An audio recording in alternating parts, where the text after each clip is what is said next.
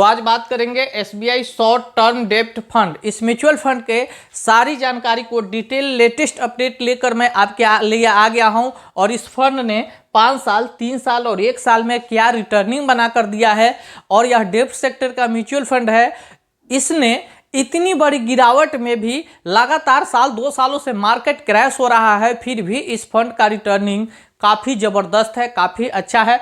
तो इस फंड से जुड़ी हर जानकारी को यदि आप देखना चाहते हैं तो इस वीडियो में अंत तक बने रहिएगा। काफ़ी ज़बरदस्त वीडियो लेकर आ गया हूं। तो चलिए टाइम वेस्ट किए बिना सीधे टॉपिक पे चलते हैं। तो आज बात करेंगे एसबीआई शॉर्ट टर्म डेब्ट फंड डायरेक्ट ग्रोथ। इस म्यूचुअल फंड के फंड एज की बात किया जाए तो 18 ईयर पुराना म्यूचुअल फंड है, यानी 18 साल पहले लॉन्च हुआ था। वहीं इसके एनएवी प्राइस की बात किया जाए तो 35 रुपया 36 पैसा है, यानी इसके एक यूनिट की कीमत जब मैं वीडियो शूट कर रहा हूँ उस समय 35 रुपया 36 पैसा है। वहीं इन्वेस्टर की तरफ से रेटिंग को देखा जाए तो 4 स्टार की रेटिंग इसे प्राप्त है। 4 स्टार का रेटिंग मिलने का मतलब है कि यह म्यूचुअल फंड जो है काफ़ी ज़बरदस्त परफॉर्मेंस किया है, काफ़ी अच्छा वेल्थ बना कर दिया है इन्वेस्टर को। इन्वेस्टर का इस पर भरोसा है तभी इसे 4 स्टार मिला है। फंड साइज की बात करेंगे तो फंड साइज क्या होता है, तो लोगों के द्वारा जो टोटल इन्वेस्टमेंट किया जाता है, चाहे एसआईपी किया जा रहा हो या लमसम इन्वेस्टमेंट किया गया हो या एनएफओ में इन्वेस्टमेंट किया गया हो, जो टोटल इन्वेस्टमेंट होता है वही होता है फंड साइज। और इसका फंड साइज जो है 17,213 करोड़ है, यानी 17,213 करोड़ रुपया यहाँ लोगों ने इन्वेस्ट कर दिया है। वहीं मिनिमम एसआईपी की बात किया जाए तो यहाँ पर 500 रुपये से कर सकते हैं, और मिनिमम लमसम की बात किया जाए तो 5,000 रुपये से कर सकते हैं। एसआईपी जो है सिस्टमेटिक इन्वेस्टमेंट प्लान, जहां पर वीकली या मंथली आप एसआईपी कर सकते हैं। लमसम हो गया कि आप एक मुश्त जो है मोट पैसे इन्वेस्ट कर सकते हैं। तो मिनिमम 500 एसआईपी और 5,000 लमसम, मैक्सिमम आप जो चाहें कर सकते हैं। अब बात करेंगे इसके होल्डिंग का, तो इसका होल्डिंग जो है डेब्ट सेक्टर का है। डेब्ट सेक्टर के डेब्ट में जैसे ट्रेजरी बॉन्ड, गोल्ड बॉन्ड में भी है, तो ये हो गया। गवर्नमेंट सिक्योरिटी सेक्टर में हो गया और एनएसडी में हो गया। ये जो है इसके इन्वेस्टमेंट है और टोटल 89 कंपनियों में जो है पैसे इन्वेस्ट किए गए हैं। अब बात करेंगे इसके होल्डिंग एनालिसिस का। होल्डिंग एनालिसिस क्या होता है, तो कितना परसेंट किस क्षेत्र में इन्वेस्टमेंट है।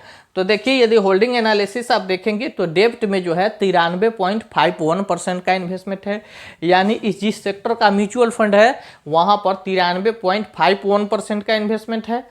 कैश की बात किया जाए तो 6.49% कैश रखा गया है। कैश इसलिए रखा जाता है कि यदि इस एसबीआई म्यूचुअल फंड हाउस में कोई मैनेजमेंट समस्या आती है तो फिर उसको कैश से मैनेज किया जाता है, या बेहतर इन्वेस्टमेंट अपॉर्चुनिटी के लिए भी कैश रखा जाता है। क्योंकि जब कैश आपके पास पड़ा होगा और अच्छा मौका मिल जाए रिटर्निंग बनाने का, तो वहाँ पर इस पैसे को इन्वेस्ट कर दिया जाता है और वहाँ से बेहतर रिटर्निंग निकाल लिया जाता है, ताकि इसमें जो पैसे लगाए हैं, जो इन्वेस्टर हैं, उनको अच्छा खासा रिटर्निंग प्रॉफिट मिल जाए और इस फंड का ग्रोथ भी बना रहे। एक चीज़ और है, कैश रखने से आपको कोई फर्क नहीं पड़ता है, क्योंकि आपने जिस दिन इन्वेस्टमेंट कर दिया उस दिन से यह फंड जैसा परफॉर्मेंस करेगा उस आधार पर जो है रिटर्निंग आपको मिलता जाएगा। कंपनी कैश रखी हो इससे आपको कोई फर्क नहीं पड़ता है। अब बात करेंगे कि यदि कोई वर्तमान में अभी के समय में यदि कोई इस म्यूचुअल फंड में इन्वेस्ट करना चाह रहा है तो फिर उसको कहाँ कहाँ कौन कौन से चार्ज देने पड़ेंगे। तो देखिए इसका एक्सपेंस रेशियो है 0.4%। जो इस फंड का फंड मैनेजर है उनका फीस या इसका मैनेजमेंट चार्ज कह लीजिए, जो 0.4% है, काफ़ी ठीक ठाक है। एग्जिट लोड की बात करेंगे तो एग्जिट लोड यहाँ पर नील है, यानी कोई एग्जिट लोड चार्ज नहीं किया गया है। यदि आप आज पैसे लगा के कल भी निकल सकते हैं, कोई पेनल्टी आपको नहीं लगेगा।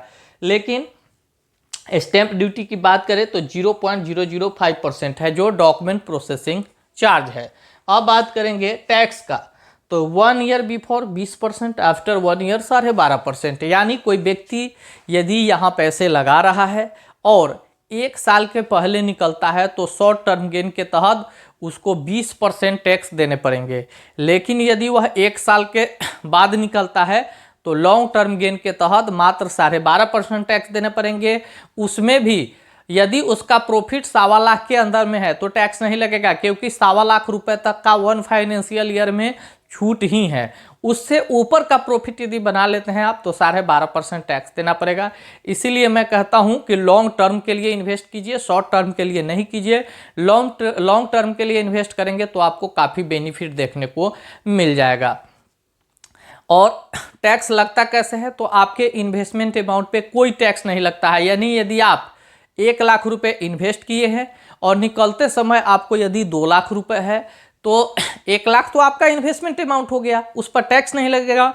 लेकिन 1 लाख रुपया जो हुआ प्रॉफिट, उस पर आपको टैक्स लग जाएगा 12.5% का। यदि वह 1 लाख 1 साल के अंदर बना है तो टैक्स नहीं लगेगा, क्योंकि 1.25 लाख रुपए तक का छूट है। चलिए अब बात कर लेते हैं SBI शॉर्ट टर्म डेब्ट फंड के रिटर्निंग का। तो इस म्यूचुअल फंड का यदि मैं 5 साल का रिटर्निंग देखूं तो 5 सालों में यह 6.31% का रिटर्निंग बना कर दिया है।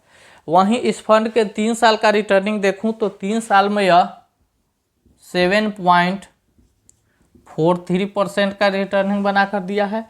और इस म्यूचुअल फंड का 1 साल का रिटर्निंग देखा जाए तो 1 साल में इतनी बड़ी गिरावट में भी इस फंड ने 5.76% का ज़बरदस्त रिटर्निंग बना कर दिया है। तो इस फंड से जुड़ी सारी जानकारी मैं आपके साथ रखने का कोशिश किया हूँ। वीडियो यदि आपको अच्छा लगा हो तो इस वीडियो को एक लाइक ज़रूर करके दीजिएगा। और यदि आप कुछ पूछना चाहते हैं तो कमेंट करके पूछ सकते हैं। और यदि आप इस चैनल पर पहली बार आए हैं, इस तरह के म्यूचुअल फंड से रिलेटेड या SIP लमसम SWP यानी इन्वेस्टमेंट से रिलेटेड वीडियो देखना चाहते हैं तो प्लीज़ चैनल को ज़रूर सब्सक्राइब कीजिएगा। मिलेंगे किसी नेक्स्ट टॉपिक पे, तब तक के लिए जय हिंद।